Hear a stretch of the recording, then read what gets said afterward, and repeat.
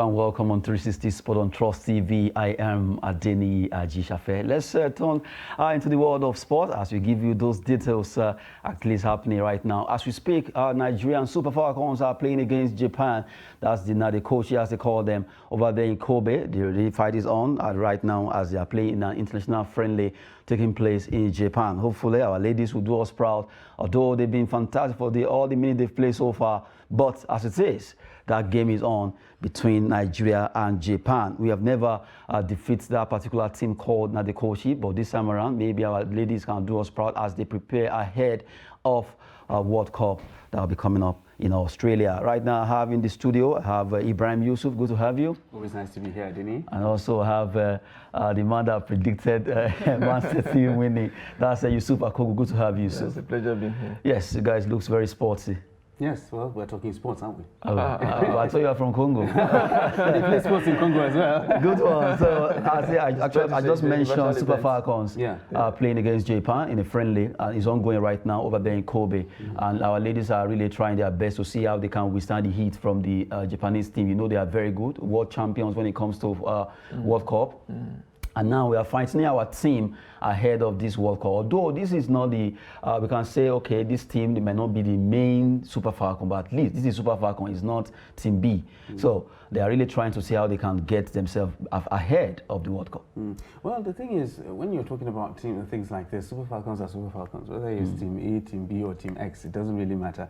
Once you don that jersey, you're representing Nigeria, and of course, we take you to be the Super Falcons. So just like you said, Japan is a very strong team, very quick, tactical, and very sound team when it comes to women's football. I do expect our girls to go out there and give a very good account of themselves. Really, in situations like this, we don't really look at the results. We look at the performances. How good are we? How are they building? Exactly. How is the cohesion? How is our tactical awareness? Are we actually gelling as a team? Those are the things that we need to look out for, really. But the score doesn't really matter that much, but at least let's see that our girls have the capability and the capacity to go out there and give a good showing at the World Cup.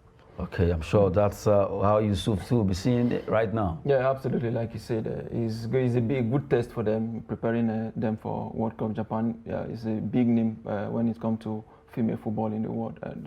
They were world champion. And so I think it's a very good one for them. Like you said, result doesn't really matter. What matters right now is the performance, and they will see what we can do. Though, since some of the players that may actually make it to the World Cup are not in the team, I really don't think how the coach is going to assess these players. As of yesterday, only 19 players when he comes. I mean, so we'll see. The performance matters. So the game is on right now, so we'll keep monitoring to see how the Super Falcons will end up at the end of the day. We know how good the Nadekoshi, as they call them, they are very, very good. In fact, one of the best when it comes to women football in the world. They've done it before. They won the World Cup. We've met before. They defeated us. And right now, we are trying to at least test that play because they are very, very fast. We actually lost that game by just 1-0. So automatically, if you can close the gap between the Super Falcon and the Japanese is not really that wide. So it can easily be close. It can easily be close, hoping that Super Falcons will go out there as they are already playing against Japan over there in Kobe, the city there where they are fighting for honors in the international friendly that involved the women.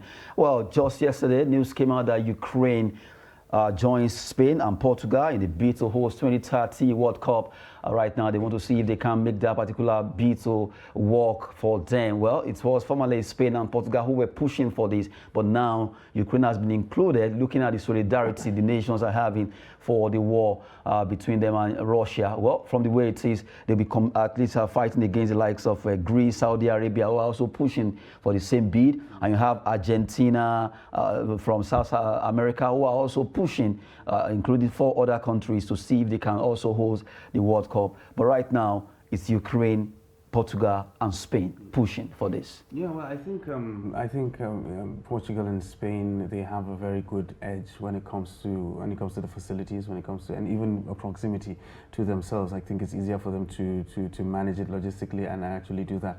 But Ukraine right now, I think they should focus on other things. Really, they actually have a crisis that they're actually fighting with on right now, and I don't think they will have enough time to say, okay, fine, when is this war actually ending, and when they are going to start preparing for the World Cup, because it's a long-term thing, and it's something that you really need to commit to. So I admire their commitment. I admire the determination for seeing that, okay, fine, they can still function even if they are actually fighting a war right now, and they can think ahead to say, okay, fine, by 2030, war would have ended, we would have rebuilt, and we could have had the capabilities to actually host the world as well. When it comes to other countries bidding to host the World Cup, Argentina, Saudi Arabia, I think Saudi Arabia with what is going on with the Qatar bid, you know, having to shift the World Cup from the summer to the winter period. That may not work. I think a lot of people are actually seeing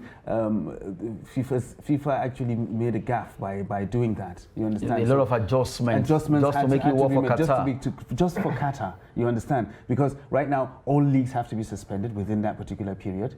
During the summer, the leagues have already finished. You understand? Everything is there. The players have rested. They go to the World Cup. They come back. A new season starts. Now it's mid-season. We take a break mid-season, go to the World Cup for a month, and then we come back again and continue the rest of the season. I mean, like, there are lots of disruptions being caused by that. So I think Saudi Arabia will find it very difficult to get that bid.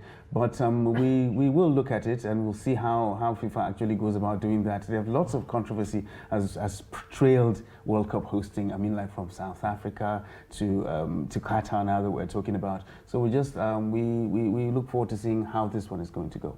Well, we've been talking concerning Ukraine joining Spain, Portugal in the bid for 2030 World Cup. We want to see how they can host the World Cup, the Mundial. It's always very interesting when you have all these countries coming together. But well, from the way it is, they are going to be fighting against other countries who are also bidding. It's going to be a bidding war, and FIFA just have to. But this time around, it seems joint bid is really working, and let's see how it goes concerning that. Well, from there, let's quickly talk about the biggest one that happened just yesterday, UEFA Champions League. Big one where you should predict some of them actually went right. Let's start with the result. UEFA Champions League result as it went down yesterday. Red Bull Salzburg against Dinamo Zagreb. I think you predicted. Yeah, it is. I predicted. You know, this. I got this one wrong. Actually, I love the fact that you admit. But I'm happy that a certain Nigerian, Noah Okafor, scored a fantastic penalty yesterday. They gave a good account of themselves. He's Nigerian born. Well, he's he doesn't Nigerian. play for Nigeria. He's Nigerian born. Nigerian born. Exactly. Nigeria is attached. That name Okafor, I don't think he can get. Exactly. There is no Chinese man that bears Okafor. He's in Nigeria. So Chelsea against AC Milan. It was a game that a lot of people touted one of the biggest that was yesterday. And really, the Blues really gave good account of themselves. They won 1-2-3 against AC Milan. What's happening right now? Chelsea were able to turn things around at Stamford Bridge. I think it's a fantastic result for Chelsea. It will do them a lot of good. Coming into this game, they had just 1 point. You know, in the group, and it was proving to be difficult for them to actually do something worthwhile. But I think this victory, a convincing victory like this, will actually spur them to make the difference that we all know they can, because they have the capabilities. They have fantastic players. They can actually make this work. But AC Milan got it wrong. They were absolutely hammered, and I think it's a very good result for Chelsea, and it will go a long way in boosting their confidence for the rest of the games to come in the group. Yeah, absolutely. I think it is a very good one for them. The Blues, it came out yesterday, you know, not the Chelsea that we saw in the last 2-3 games. We saw a different Chelsea team yesterday, and they didn't give the guys from the Rosenerys, they didn't give them the opportunity at all to even attack. I saw that game, and I saw the pressure upon pressure, you know, that led to some of the goals. Aubameyang was on target yesterday. James also scored yesterday. It's a fantastic result for them. I think they can build on it. I see them qualifying to the next round. But really, if you look at this game before they actually met, you'll be like, okay, maybe AC Milan should be able to at least turn things around against Chelsea. Who knows? At least we know that Chelsea, they've been kind of bleak in their performances so far before this Champions League game against AC Milan. But it was as if Chelsea got another spirit within them, and they came out. I think actually Milan, coming into this game, Milan thought they were actually going to get something from Stamford Bridge. Unfortunately, the thing is, when you look at it, I know it's really not an excuse when you talk about the players that they have out. They have a lot of injured players right now at the moment, and so I think that destabilized them a little bit. And this is actually a young team, and they're coming into it. Of course, you see all these mistakes in the Champions League. They're doing fantastic when it comes to the Serie A, but when it comes to the Champions League, they falter because of all these young players that they actually have there. We were expecting Giroud to actually make a difference. Unfortunately, that didn't happen because you need the whole team to actually have that cohesion. But so as we said earlier, it's a fantastic result for Chelsea. They didn't give Milan any breathing space. They absolutely hammered, and I think it's a very good one for them. But for the Milan team, I think it is an opportunity for them to learn from their mistakes. I mean, like, there's still time. They're hosting Chelsea in the San Siro, so let's see how that one goes as well. Maybe they can take a leaf from Inter, who beat Barcelona at the Giuseppe Meazza. So we actually hope that they can be able to turn things around when it comes to hosting Chelsea at the San Siro. I'm happy for Aubameyang. Yeah, it's a good one for him. Scoring that goal yesterday, it's a very good one for him, and I think I see him, doing well for Chelsea. He did it for Arsenal. He went to Barcelona, and then he's back to the EPL. But for the Milan team, at the beginning of the season, their talisman Zlatan Ibrahimovic, he did told them that, look, we are not going to win the Champions League this season, so let's concentrate on how we can retain. I mean, the Scudetto. The Scudetto. Concentrate on the Scudetto and see how we can actually build on from there. So what I saw, yes, I was not too surprised because they are coming back to the UCL after a long time of absence. So I think it's like, a team coming back again, I mean, into the competition that you've been, away from for a very long time. So I think it's like another learning process for them again, because some of the players there, most of them are inexperienced when it comes to UEFA Champions League football. So I think they can learn from this season and probably prepare the next season and see how they can actually, perform. We've been talking concerning UEFA Champions League, where Chelsea, they nearly swept Milan in that game. Good one for them, and good one for Graham Potter, the manager, who right now is really doing well when it comes to taking over that club, Chelsea, and they did well against AC Milan there. RB Leipzig also, they did well. So talking about the result of the UEFA Champions League, it was a 3-1 against Celtic. Celtic came, they tried their best, but the German machine, as they call them, they did well by winning 3-1 in that game. You look at Celtic, like somebody actually posted that Celtic couldn't just hold their own down against Leipzig. Absolutely. I told you yesterday, the 2 goals were actually cancelled in that game. The VAR ruled out 2 goals yesterday. It was meant to be 5-1, but it's ended 3-1. I told you that the German guys are going to overrun the Scottish, and that is, what happened yesterday. They didn't give them a breathing space at all, and I'm not surprised at the result at all. When you look at Celtic Rangers, I mean, like, you really don't expect that much from them when it comes to the Champions League. Yeah, they manage to make it there almost every season. They get there, but then they falter by the wayside. They usually go out in the first round, go to the Europa League. Maybe that's where they can make actually a good run, have a good run there. But recently, I mean, like, it's not been very good for the Scottish teams, and this is not a surprising result at all. Not a surprising result for RB Leipzig defeating Celtic there. But another what happened between perennial winners and the team that always make Champions League, that's in Shakhtar Donetsk. It ended 2-1 in favor of the Los Blancos. They were able to win that game there, 2-1 there. Good one for Real Madrid. At least, just like Yusuf was saying yesterday, that it's becoming a familiar kind of game between Shakhtar and Real. But Real, they came, at least they were ready to turn things around. Yeah, good one for them. It was a narrow victory for them yesterday. A good one for them. Rodrigo and the other Brazilian guy, Vinicius Jr. So scoring the 2 goals yesterday for them. It's a good one for them. I'm not really surprised by Madrid winning. What I'm actually surprised by is the margin. 2-1 is very close. Very close. Very close. And even though the pressure was on, they actually played a very good game. They put Shakhtar under serious pressure. But I think Shakhtar gave a very good account of themselves. They really gave a very good account of themselves. You could see that these are guys that are used to playing on that particular level. These are guys that are used to coming to the Champions League, are used to playing in that level with these particular teams. So I think it's a very good one for Shakhtar. It was a very it was a tight game, tighter than anybody expected. But I think we all expected Real Madrid to win. Yeah, but it's actually 2 familiar foes. Yes, exactly. So you would expect a game to be as tight as that. Absolutely. Well, we're still talking about UEFA Champions League. Another big one, Manchester City. against Copenhagen. They were able to do well 5-0. They showed their class against Manchester City in that game, rather Copenhagen in that game. And Erling Haaland, being the man he used to be, he was able to score a brace in that particular game. And no one will actually doubt his performance. He has been scoring goals as if it's so easy. Yes, well, Haaland scoring now is something that you come to expect. You actually come to expect Haaland to score even more than one when it comes to games. When you look at his goals per game ratio, it's absolutely it's out of this world.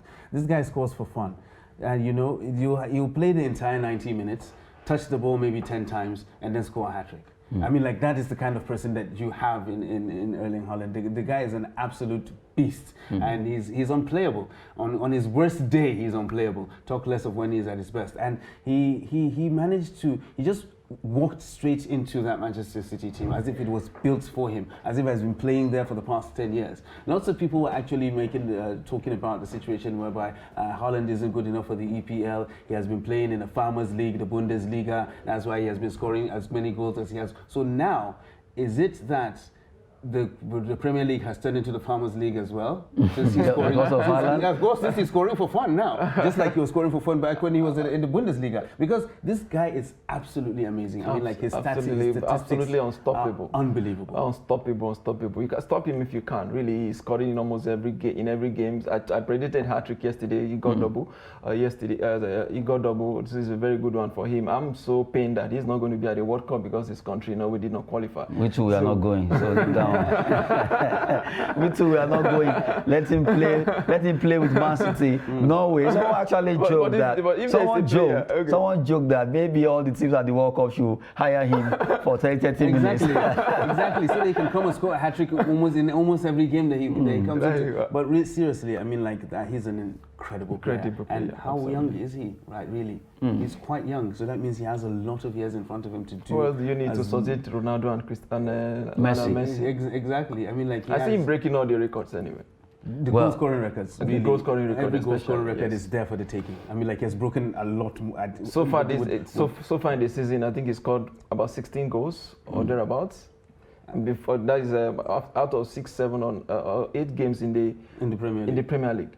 So by the time you add up all his goals, you know that this man is not. Then you look at this. This guy is like a 3-1 player. Like, you see Messi, you see Ronaldo, you see Zlatan, all in an embodiment, just one person. That's the only thing that a lot of people take away from Erling Haaland is maybe his link-up play, in the sense that he doesn't drop that deep to get involved in the game. Stay there, do your thing, and leave.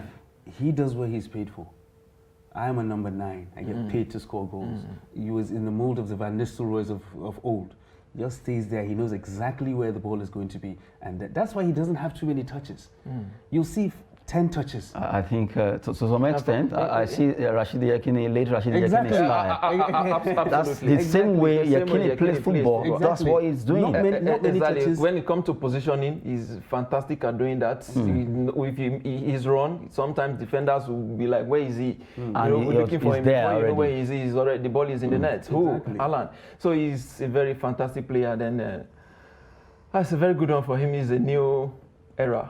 The new era for Erling Haaland, and Pep Guardiola won't just stop thanking his star right now, forgetting that player, because a lot of clubs are looking at, why didn't we just sign this player? Why did we drag back? Did not get him. Well, so painful, especially Real Madrid. Real Madrid are right now, although Guardiola denied it, that nobody has actually signed or have an agreement that is going to leave in the next 2 years, and I'm sure the amount they signed him, that 52 or 53 million pounds thereabout, they know they really got lucky. They got lucky. If Haaland is going to leave, he's going to leave for a world record. But I hope they won't finish him before he leaves. But he's still young. He's young. At least I'm sure Man City want to hold on to this player for the next 4 years. At least. To get everything out from before they will drop him. I actually hope he is going to maintain this consistency. Because in EPL, sometimes when you play one full season, the next season, the defenders found you out. And then it becomes difficult for you to perform. The Drogbas of this world, the Cristiano Ronaldos, they can actually